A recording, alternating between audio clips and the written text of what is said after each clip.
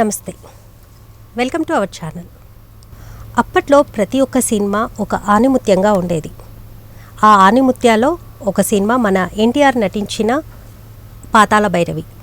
ఆ పాతాళ భైరవి సినిమా ఈ రోజుకు 75 సంవత్సరాలు పూర్తి చేసుకుంది. సో ఆ సినిమా గురించి, దాని ప్రత్యేకత గురించి, ఆ సినిమా విశేషాలేంటో ఈరోజు మనతో పాటు స్టూడియోలో ఉన్న అఖిల భారత ఎన్టీఆర్ సంఘం కార్యదర్శి డాక్టర్ కళారాధన పీఠం ఉత్తరాంధ్ర అధ్యక్షులు ఎస్ఎల్ఎన్ స్వామి గారు. సార్ నమస్కారం. నమస్తే సార్, ఎలా ఉన్నారు? బాగున్నాడు సార్, నటరత్న ఎన్టీఆర్ గారు నటించిన పాతాళ భైరవి సినిమా 75 సంవత్సరాలు పూర్తి చేసుకుంది. సో ఆ సినిమా గురించి విశేషాలు, ఆ సినిమా ప్రత్యేకత గురించి ఏం చెప్తారు సార్? రామారావు గారు నాకు అత్యంత ఆరాధించే నటుడు. దాదాపు 1962 నుంచి రామారావు గారిని నేను ఆరాధిస్తున్నాను ఒక మహానటుడిగా. మళ్ళీ అలాంటి నటుడు రాబోడు ఇన్ ఫ్యూచర్లో. అలాంటి నటుడు కాదు, కళాకారుడు అనమాట ఆయన. ఎందుకంటే నాటకాల స్థాయి నుంచి ఎదిగినటువంటి కళాకారుడు.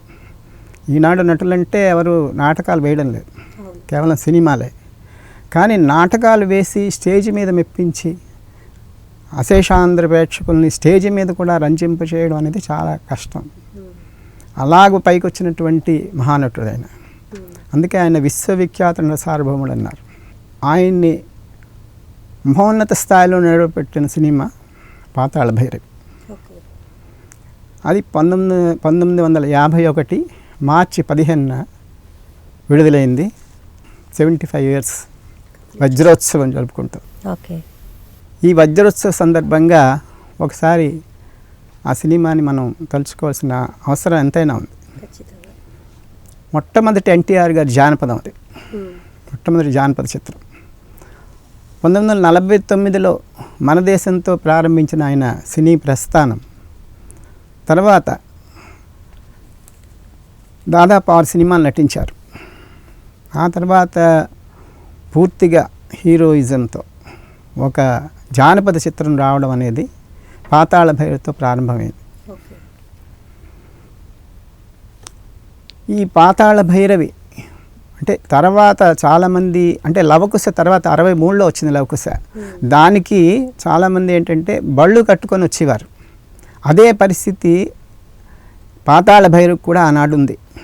చాలామంది ఆ జానపద చిత్రానికి ఈ గ్రామాల్లో, పట్టణాల్లో అనండి బళ్ళు వేసుకొని మరీ వచ్చి చూసేవారు. ఆ సినిమా నుంచే ఎన్టీఆర్ తోటరాముడు అనే ఒక మంచి పేరు ఆయనకు వచ్చింది. తోటరాముడుగా అనేవారు, తోటరాముడు అనేవారు రామారావుని. అలాగే గ్రామ స్థాయిలో కూడా ఎన్టీఓడు అనే ఒక మంచి పేరు ఈనాటి వరకు నిలబడింది, అంటే గ్రామీణుల నోట్లో. ఈ సినిమా విజయవారి సంస్థ నుంచి వచ్చినటువంటి సినిమా ఆ విజయ సంస్థనే అగ్రభాగాన్ని నిలబడిపెట్టింది. కేవీ రెడ్డి గారి దర్శకత్వం, అలాగే అసిస్టెంట్ డైరెక్టర్గా కమలాకర్ కామేశ్వరరావు, అలాగే పింగళి నాగేంద్రరావు గారి రచన, సంగీతం కూడా ఘంటసాల గారు సంగీతం. వీటన్నిటితో ఏంటంటే, అలాగే నటీనటులు కూడా ఆనాడు మంచి పేరున్నటువంటి మాలతి గారు హీరోయిన్గా, అలాగే నేపాళ మాంత్రికుడుగా ఎస్వి రంగారావు, అలాగే హాస్యాన్ని పండించడంలో నిపుణులైనటువంటి బాలకృష్ణ గారు, అలాగే రేలంగి వెంకట్రామయ్య, వీరందరూ కలిసి వండి వాచినటువంటి ఒక పాయసాన్నం లాంటి సినిమా పాతాళ భైరవి. ఎన్నిసార్లు చూసినా చూడాలనిపిస్తుంది. అలాగే చక్కని సాంగ్స్, పాటలు. ప్రేమ కథకి సంబంధించినటువంటి ఈ సినిమాలో ఇద్దరు ప్రేమికుల మధ్య ఉండేటటువంటి భావాలు కానీ, వాళ్ళ ప్రేమని కానీ, ఒక సాధారణటువంటి ఒక తోటమాలిని ప్రేమించే ఒక రాకుమారి, ఆ రాకుమారి కోసం తన జీవితాన్ని కూడా అర్పించగల సాహసం చేసే ఒక ప్రేమికుడు తోటరాముడు. ఇలాంటి ఒక ప్రేమ సంబంధమైనటువంటి సినిమా పాతాళ భైరవి. దాన్ని ఎలా తీర్చిదిద్దారంటే, అప్పట్లో ఈ కథని రాసిన ఆయన మధిర సుబ్బన్న దీక్షితులు అనేటటువంటి ఆయన, మధిర సుబ్బన్న దీక్షితులని ఆయన పాటల రచయిత. కవి రచయిత. ఓకే. ఆయన ఆ కథను ఏంటంటే అల్లావుద్దీన్ అద్భుత దీపం అవును ఉన్నది కదా, అలాగే బాలనాగమ్మ కథ కూడా ఉంది. ఈ 2 కథల్ని అల్లి ఆయన ఒక కథని చేశారు. ఆ కథల నుంచి దాని సారాంశాన్ని తీసుకున్నారు. దాన్ని సినిమాకి తగ్గట్టుగా పింగళి నాగేంద్రరావు గారు దాన్ని చేయడం జరిగింది. ఆ విధంగా అల్లుకున్నారన్నమాట. ఓకే. అల్లుకొని పాతాళ భైరవిని మర్చిపోలేని సినిమాగా తీశారు ఈనాటికి. దానికి ఇప్పుడు కొన్ని సినిమాలకే, ఎందుకంటే వజ్రోత్సవాలు అవి చేస్తామంటే ఈనాటికి మనకి అవి మరపురాని సినిమాలు కాబట్టి అన్నిటికీ చేసేలాం. అప్పట్లో ఏంటంటే ఇప్పుడంటే సినిమాలు మనం చూడగానే వెళ్ళిపోతున్నాయి. అప్పట్లో అంటే నేను 62 నుంచి ఎన్టీఆర్ అభిమానైనా, మరి మీరు ఎలా చూశారండి 51లో రిలీజ్ అయిన పాతాళ భైరవి మీరు ఎలా చూశారు? ఇంత ఎలా చెప్పగలరు అంటే అది కూడా కరెక్టే. అంటే అప్పుడు ప్రతి సంవత్సరం రిలీజ్ అయ్యేవి అవి.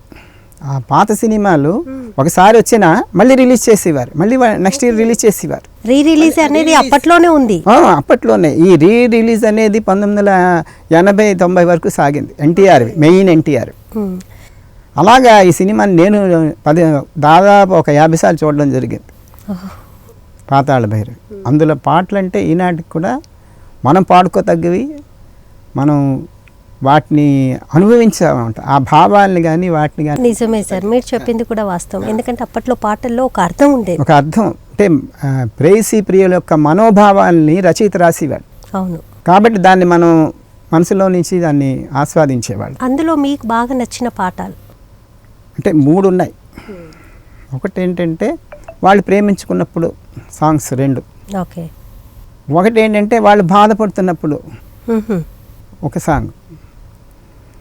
అలాగే హీరో వెతకడానికి వెళ్తున్నప్పుడు ఒక బ్యాక్గ్రౌండ్ సాంగ్, అంటే ప్రేమ మీదే. ఓకే. అంటే ఆ ప్రేమను ఎంతలాగా ఎస్టాబ్లిష్ చేస్తున్నారనేది అక్కడ రచయిత ఇదేమాట. అది అందులో ఉండే పాటలన్నీ మనకి నచ్చినవే. ఈ పాట బాగలేదు, ఆ పాట బాగలేదు అని మనం అనలేము. ప్రతి పాటని మనం ఆస్వాదించగల సాంగ్స్ ఆనాడు రచయితలు, అలాగే ఘంటసాల మాస్టర్ వీరంతా కలిసి వాటిని తయారు చేసినటువంటి ఇదన్నమాట. సార్, మీరు ఎన్టీఆర్ గారికి అభిమానిగా మారడానికి ఆ సందర్భం ఏంటని? మారడానికి ఏంటంటే ఆయన నటన మన హృదయాల్ని ఆకర్షిస్తుంది. ఆయన నటన మన హృదయాల్ని పట్టేస్తుంది. కారణం ఏంటంటే నటన వేరు, అహభావాలు వేరు. నటనలో అహభావాలు వేరు, నటన వేరు. అంటే ఆ పాత్రకి తగ్గట్టుగా, ఆ డైలాగ్స్కి తగ్గట్టుగా, వాళ్ళు మాట్లాడే మాటలు డైలాగ్స్కి తగ్గట్టుగా ఆ నటుడు కనబరిచేటటువంటి అహభావాలు మన మనసులోకి వెళ్ళిపోతాయి. అది మెయిన్. డైలాగ్ చెప్పేయడం, ఏదో నడిచేయడం, మాట్లాడడం అది కాదు. ఆ డైలాగులో ఏమిటి అర్థం ఉంది, దానికి తగ్గట్టుగా మనం మన ముఖంలో, ఫేస్లో ఎటువంటి ఎఫెక్షన్ ఇవ్వాలి అనేది మెయిన్ నటుడు తెలుసుకొని ఉండాలి. అది రామారావు గారికే సాధ్యం అప్పటి నటుల్లో. ఓకే. ఆ ఎక్స్ప్రెషన్స్ ఇవ్వడం అనేది కళ్ళతో కానీ ఫేస్లో కానీ ఆ భావాల్ని ప్రస్ఫుటీకరించడం, అప్పట్లో వాటిని చిత్రీకరించేవారు. కెమెరా దగ్గరగా పెట్టి ఆ భావాల్ని మనకి చిత్రీకరించేవారు. ఎక్స్ప్రెషన్స్ మనకి తెలిసేవి. ఈ డైలాగ్ ఇది ఎక్స్ప్రెషన్ అంటే ఆయన బాధపడుతున్నాడు, ఆయన నవ్వుతున్నాడు, లేకపోతే ఆయన ప్రియురాల కోసం చింతిస్తున్నాడు. ఇలాంటి ఎక్స్ప్రెషన్స్ అన్నీ వల్ల ఆయన ఈనాటికి ఎంతోమంది హృదయాల్లో ఉండడానికి కారణం అది. ఆయన చెప్పే మాట ఆయన ముఖ కదలికల్లో తెలుసు. ముఖ కదలికలు.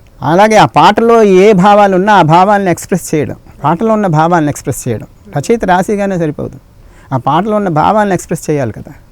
అవి కూడా ఆయన ఎక్స్ప్రెస్ చేస్తాడు ప్రతి విషయం. అలాగే ఆనాడే ఆయన పాతాళ భైరవిలోనే నెంబర్ 1 హీరో కింద అయిపోయాడు అప్పటికే. ఆయన మొదటి సినిమా మన దేశం నుంచి ప్రారంభించినా కూడా ఆయనకి స్టార్డమ్ తీసుకొచ్చింది పాతాళ భైరవి అనే అన్నారు. పాతాళ భైరవి ఆయనకి నిలబెట్టిస్తుంది, పెద్ద స్టార్డమ్ తీసుకొచ్చి. దాదాపు 28 సెంటర్లో 100 days ఆడింది. అది 28 సెంటర్లో 100 రోజులు ఆడింది. 100 రోజులు ఆడి చాలా ఇది అంటే అప్పట్లో కలెక్షన్స్ సృష్టించింది. సార్ అప్పటి సినిమాలకి ఇప్పుడున్న సినిమాలకి వ్యత్యాసం ఏంటి అంటే మీరు ఏం చెప్తారు సార్? అంటే మీరు అప్పటి నుంచి ఆ జనరేషన్ నుంచి సినిమాలు చూసుకుంటూ వస్తున్నారు ఈ జనరేషన్ వరకు. అంటే ఇది కరెక్ట్గా మనం చెప్పామనుకోండి కొంతమందికి ఇది అవుతుంది.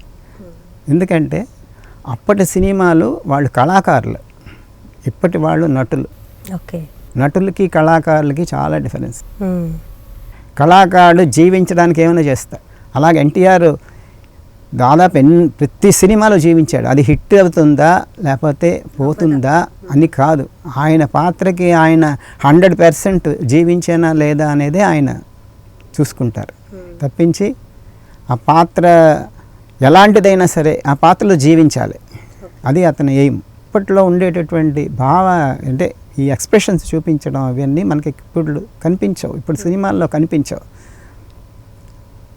దాన్ని ప్రేక్షకులు ఎప్పుడైతే ఆస్వాదించారో పిక్చర్ ఎన్నాళ్ళు ఆడుతుంది. సార్ మీరు ఎన్టీఆర్ది ఏ సినిమాతో మీరు ఆయనకు అభిమాని అయ్యారు? నేను ఎన్టీఆర్ గారి సినిమాతో అయింది గులేబకావళి కథ. ఓకే. ఆ గులేబకావళి కథతో నేను అప్పుడు చిన్నవాడు అన్నమాట. అందులో ఉండే ఫైట్ సీన్స్ అవన్నీ నాకు నచ్చుతాయి. దాంతో మనం అట్రాక్ట్ అయ్యాం. అది జానపద సినిమావే. అంటే జానపదాలు ప్రజల్ని అట్రాక్ట్ చేసినంతగా సాంఘికాలు అంత చెయ్యవు. ఓకే. అలాగే పౌరాణికాలు కూడా కొంతమందినే చేస్తాయి, కానీ జానపదం ఏంటంటే ఒక అద్భుతంలా అనిపిస్తుంది. అందుకని ఆ జానపదాలు చాలా సక్సెస్. రామారావు గారి జానపదాలన్నీ సక్సెస్సే ఫుల్గా. అందులో కూడా ఆయన అలాగే యాక్ట్ చేస్తారు. అందుకు ఆ 62 నుంచి నేను ఎన్టీఆర్ గారి ఇంకా గులేబకావళి పాటలు అంటే నాకు చాలా ఇష్టం. నన్ను దోచుకుందు బట్టి ఇలాంటివన్నీ ఉన్నాయి కదా, చాలా ఈనాటి వరకు అవన్నీ కంఠసహ కూడా వచ్చేసి అలాంటి సాంగ్స్ ఉన్నాయి. అందువల్ల ఏంటంటే రామారావు గారి జానపదాలే వేరు. ఆయనలా జానపద పౌరాణిక సాంఘిక చరిత్రాత్మక హీరో ఒక్క ఎన్టీఆరే ప్రపంచ చలనచిత్ర రంగంలో, ఇంకెవరికి సాధ్యం లేదు. పౌరాణికంగా డైలాగ్ డెలివరీలో ఆయనకైనే దిట్ట ఇంకెవరు చేయలేరు. అంటే ఆయనకి తెలుసు ఏ విధంగా దాన్ని చేయాలని. ఆయన నటనలో ఒక తపస్సు అంటూ చేశారు, ఆ విధంగా అతను ముందుకెళ్ళారు. పాటల విషయానికి వస్తే ఈ సినిమాలో ఘంటసాల గారికి చాలా పేరు వచ్చింది. దాదాపు 9 పాటలు ఈ సినిమాలో ఉన్నాయి, అన్నీ హిట్ సాంగ్సే ప్రతిదీ. ఈ ప్రేమికుల మధ్య మొట్టమొదటిగా రాసినటువంటి పాట, అలాగే వాళ్ళిద్దరి మధ్య హీరోయిన్ల మధ్య ఉండేటటువంటి పాటలు అవి చాలా సూపర్ హిట్ సాంగ్స్ ఈనాటికి.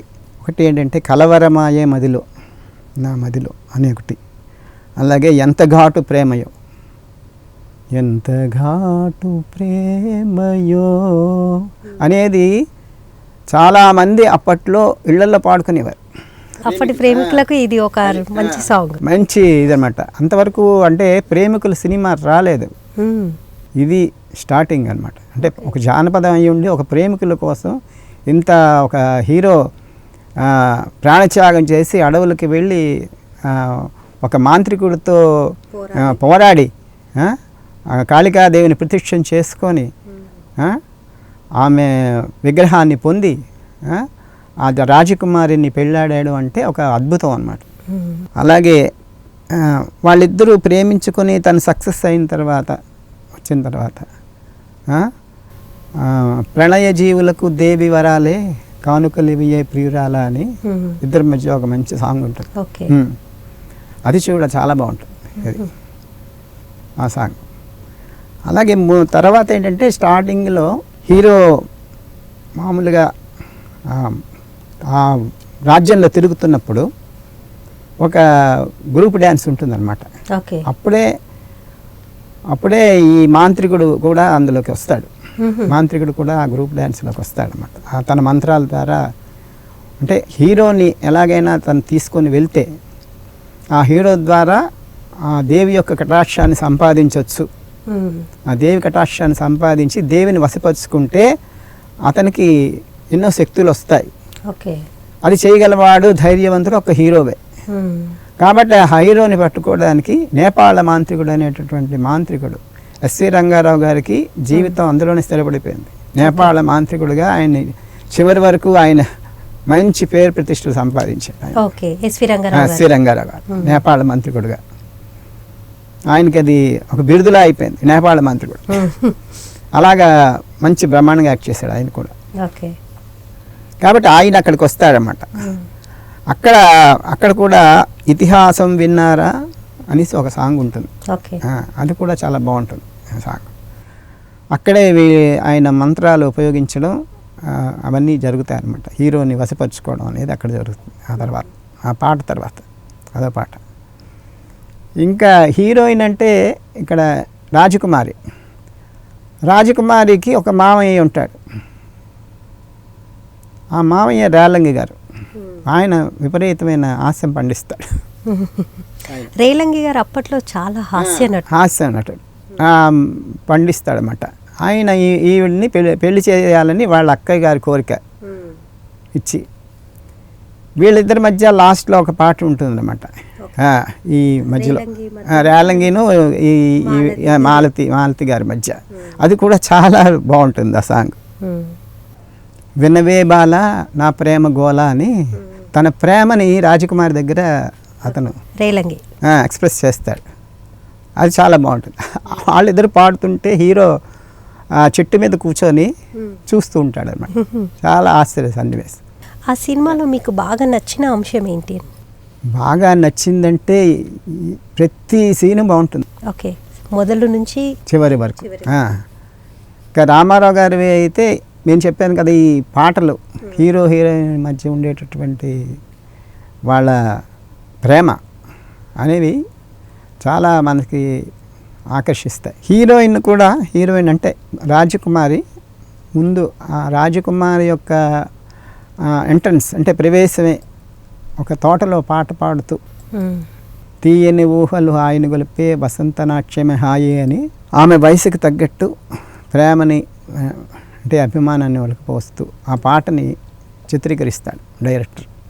తీయని ఊహలు అంటే ఆవిడకి టీనేజ్లో కొన్ని ఉంటాయి కదా లేడీస్ నాయకులకి, ఆ విధంగా అక్కడి నుంచి ఆ పాటను కూడా హీరో దూరం నుంచి వీక్షించడం అది కూడా తీస్తారు. ఆ విధంగా హీరోకి కారణం తోటమాలిగా తల్లి అక్కడ తోటమాలిగా ఉంటాడు, తన తోటమాలిగా ఉంటాడు. ఆ తోటలో పువ్వులన్నీ కోసి తల్లికి ఇవ్వడం, ఆ తోటలోకి ఈ హీరోయిన్ వస్తూ ఉంటుంది. సో ఆ విధంగా వాళ్ళ మధ్య అఫెక్షన్ కానీ కలయిక కానీ జరుగుతుంది తోటమాలిగా హీరోకిను హీరోయిన్కి. ఆ విధంగా వాళ్ళ మధ్య ప్రేమ కూడా ఇదవుతుంది అన్నమాట. ఆ ప్రేమ ఎప్పుడంటే ఈ పావుని ఇచ్చేస్తారు కదా వీళ్ళిద్దరూ పాడినప్పుడు, ఆ విధంగా వాళ్ళ ప్రేమ ఫిక్స్ అవుతుంది అన్నమాట. వాళ్ళ ప్రేమలో ఒక శాశ్వతంగా బలపడుతుంది. అక్కడి నుంచి వాళ్ళు అప్పుడప్పుడు కలుసుకోవడం అది చూపిస్తారు అన్నమాట. అది ఎంత చాలా చాలా నీట్గా చాలా దీనిగా చూపిస్తారు డైరెక్టర్. ఓకే. ఆ తర్వాత ఏంటంటే హీరోయిన్ని ఇలా ప్రేమించడం, తను వాళ్ళ మామయ్యని కొట్టడం జరుగుతుంది ఒకసారి. దాని మీద రాజుగారు పిలుస్తారు హీరోని, ఎందుకు మీరు చేశారు, శిక్షిస్తామనేసి. అప్పుడు అందులో మంచి డైలాగ్ ఉంటుంది, ఏది మాట్లాడినా హీరో నిజం చెప్పమంటారా అబద్ధం చెప్పమంటారా అని అడుగుతాడు. అదే మంచి డైలాగ్, ఇప్పటికీ కూడా మనం కూడా వాడుకోవచ్చు. అప్పుడు ఆ డైలాగు చెప్తాడనమాట. చెప్తే అప్పుడు రాజుగారి కోపం వస్తుంది, నిజమే చెప్పి ఎందుకంటే అప్పుడు చెప్తాడు ఇలాగ జరిగింది, ఇలా చేశారు, అందుకే నేను ఇలా చేశాను అనేసి. అతను వాళ్ళ రాణిగారి తమ్ముడేనే పేరు, రాణిగారి తమ్ముడని. ఆ రాణిగారి తమ్ముడి పేరు అలాగ చెప్తాడు అనమాట. రాణిగారి తమ్ముడు ఇలా చేశాడు, అందుకే ఇలా చేయవలసి వచ్చింది. ఓకే. అప్పుడు అతనికి రాజుగారు ఏం చేస్తారంటే, ఇంకెప్పుడు మరి ఇలాంటివి చేయకు, ఇది ఫస్ట్ వార్నింగ్ అనేసి పంపించేస్తారు. ఎందుకంటే తన కూతురు ప్రేమిస్తున్నదన్న విషయం తెలుస్తుంది దాన్ని. ఓకే, రాజుగారికి తెలుస్తుంది. అలాగా వాళ్ళ మధ్య సన్నివేశాలని చాలా హృదయంగా కూర్చారు, అద్భుతంగా. ఆ తర్వాత ఏంటంటే ఎలాగైనా వీడిని పెళ్లి చేసుకోవాలనే దీంతో ఏం చేస్తారంటే ఈయన మాంత్రికుడి దగ్గరికి వెళ్తారు. ఆ మాంత్రికుడు ఏం చేస్తాడు, మాంత్రికుడు ఆయన వచ్చి అందరికీ ఒక ఖాళీ డబ్బాని చూపించి అందులో ఏమి ఉండదు, కానీ అందులో డబ్బు తెప్పించి నాణ్యాలు తెప్పించి అందరికీ వాటిని పంచుతారు. ఎవరు? ఎస్వి రంగారావు. ఎస్వి రంగారావు నేపాళ మాంత్రికుడు. అది అది చేయడం వల్ల ఏంటంటే అది ప్రజలందరికీ ఆకర్షిస్తుంది, అక్కడ ఉండే ప్రజలందరికీ ఆకర్షించి అప్పుడు అందరూ ఎగబెడతారు, ఆ డబ్బు కోసం ఇస్తారు.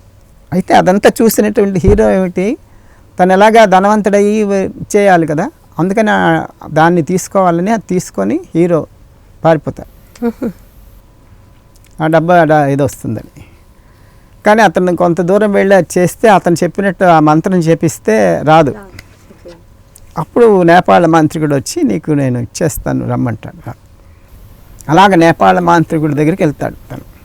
నేపాళ మాంత్రికుడి ద్వారా వెళ్ళడం, అక్కడ దేవి దగ్గర కింద నుంచి అతను మంత్రం చేసి కిందన భూమి లోపల ఉండేటటువంటి దేవి విగ్రహంలోకి వెళ్ళడం, విగ్రహంలోని ఆ గుహలోకి వెళ్ళడం, అక్కడ ఇతన్ని హీరోని స్నానం చేయమండం.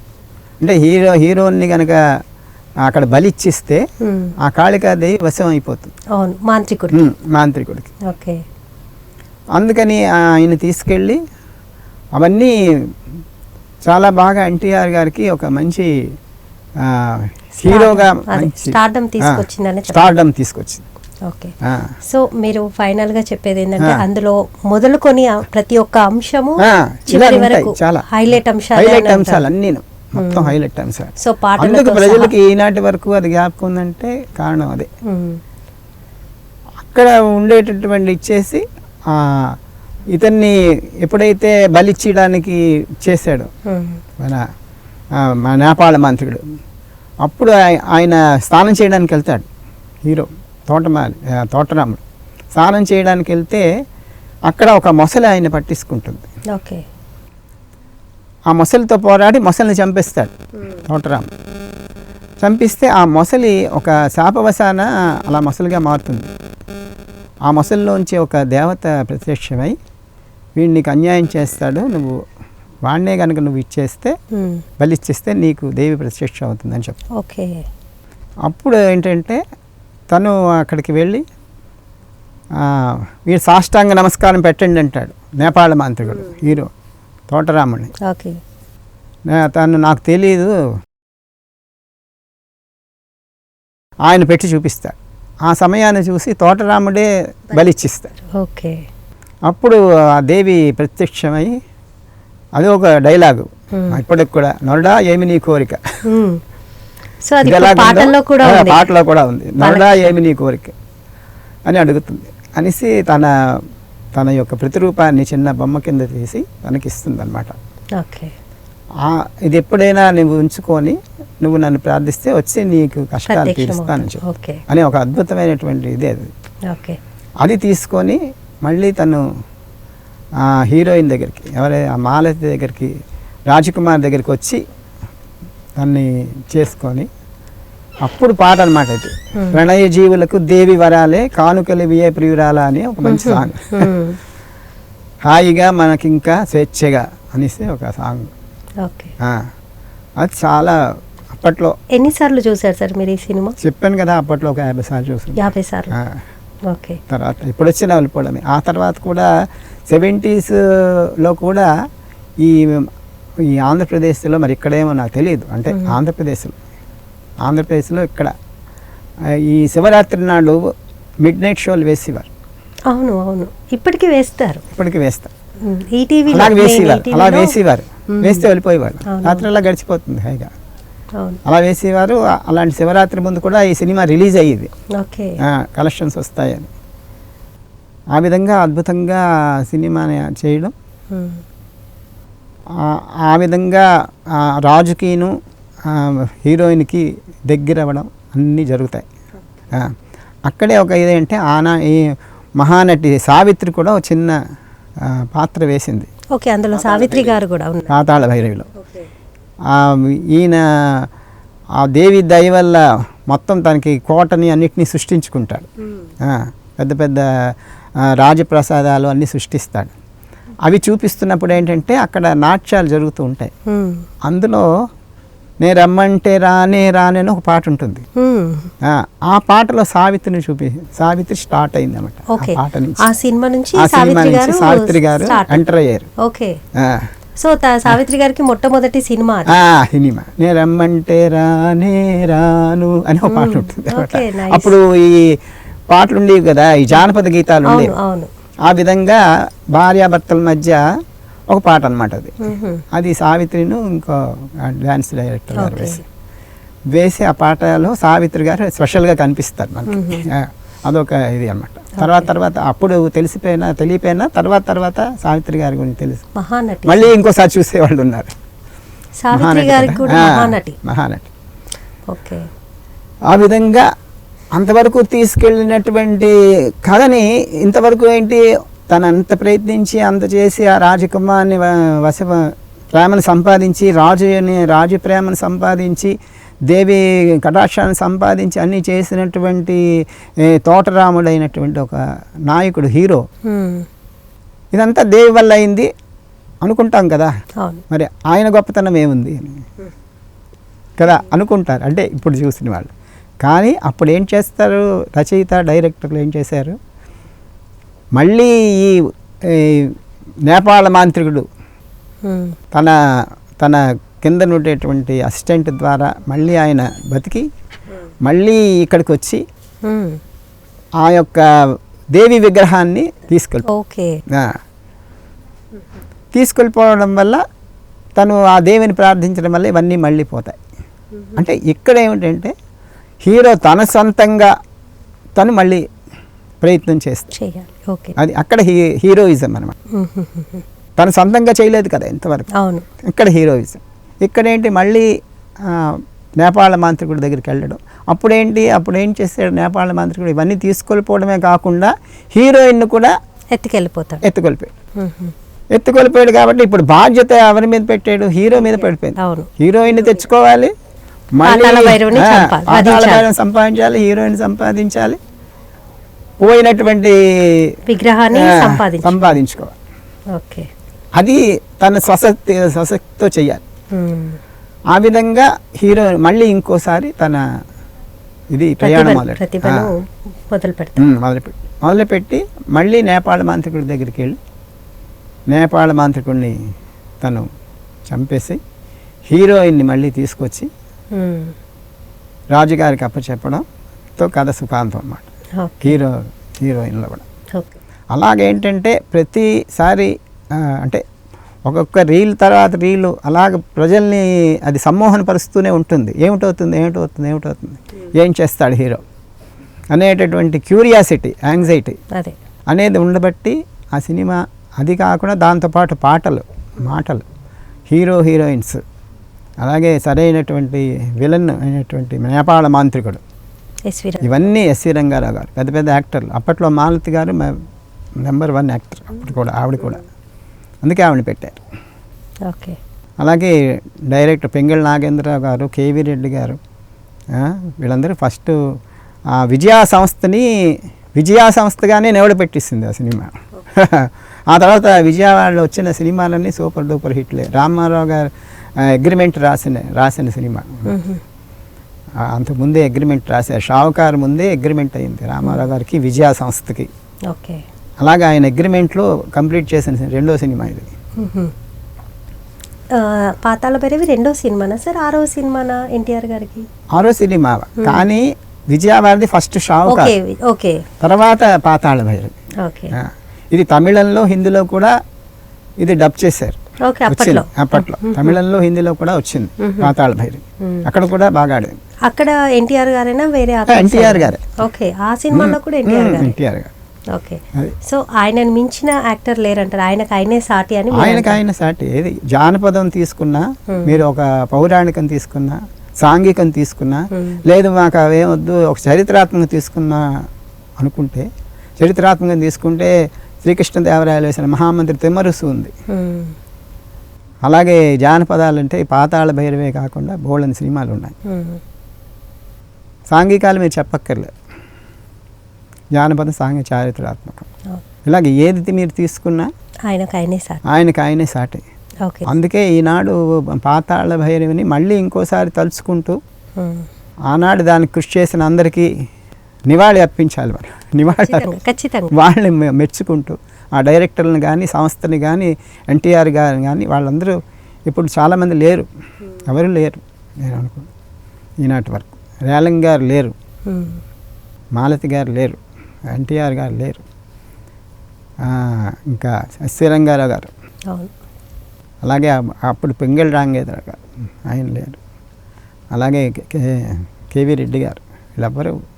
కానీ వాళ్ళ ప్రతిభ మటుకు మనకి కళ్ళ ముందు కనిపిస్తుంది. ఖచ్చితంగా. వాళ్ళ ప్రతిభ అదే కదా కావాలి. అవును. మనం ఏది వదిలేసి వెళ్ళిపోమంటే అదే ఆ ప్రతిభే మనకి వాళ్ళని వాళ్ళ జ్ఞాపకాలు అనమాట. వాళ్ళ జ్ఞాపకాలు వాళ్ళని మనం మళ్ళీ నెమరు వేసుకోవడం, మళ్ళీ ఒకసారి చూడడం, వాళ్ళకి నివాళి అర్పించడం అని తప్ప ఈ యొక్క 75 సంవత్సరాల సందర్భంగా వాళ్ళందరికీ ఖచ్చితంగా ఈ 75 సంవత్సరాలు పూర్తి చేసుకున్నందుకు ఆ సినిమా విశేషాలు మాకు చక్కగా దాన్ని ఆదరించినటువంటి ఎన్టీఆర్ అభిమానులకి ఆంధ్రప్రదేశ్ ప్రేక్షకులందరికీ నిజంగా మనం ఎంతో అభినందించాలి. ఖచ్చితంగా. థ్యాంక్ యూ సార్, మీ అమూల్యమైన సమయాన్ని మాకు కేటాయించినందుకు. నమస్కారం.